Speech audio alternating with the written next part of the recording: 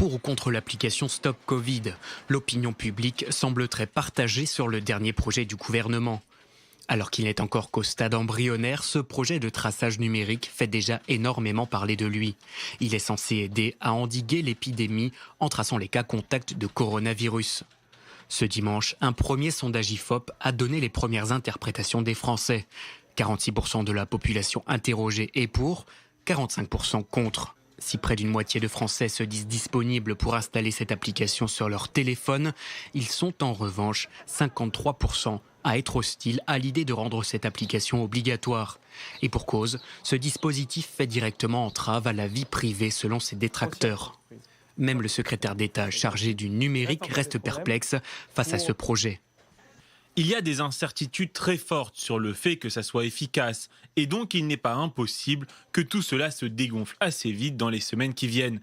Mais même s'il y a beaucoup de questions et beaucoup de difficultés, ce serait irresponsable de ne pas y travailler. S'il arrive jusqu'à son terme, Stop Covid pourrait voir le jour à la sortie du confinement.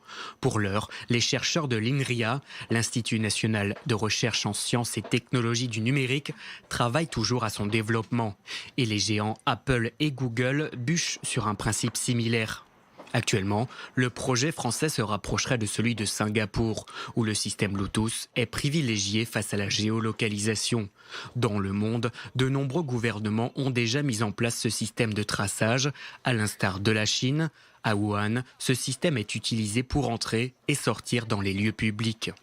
Israël, Taïwan et la Corée du Sud utilisent également cette technologie et même les pays très attachés à la protection des données personnelles, comme l'Allemagne, sont aujourd'hui prêts à utiliser le numérique pour lutter contre le coronavirus.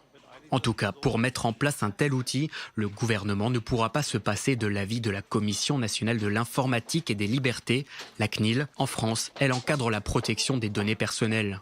Si la mesure venait à être prise, elle devrait être assortie de garanties sur son caractère d'intérêt public et sur la suppression des données au bout d'une durée relativement courte. L'enjeu d'une telle application est particulièrement important alors que la stratégie de déconfinement commence à être abordée.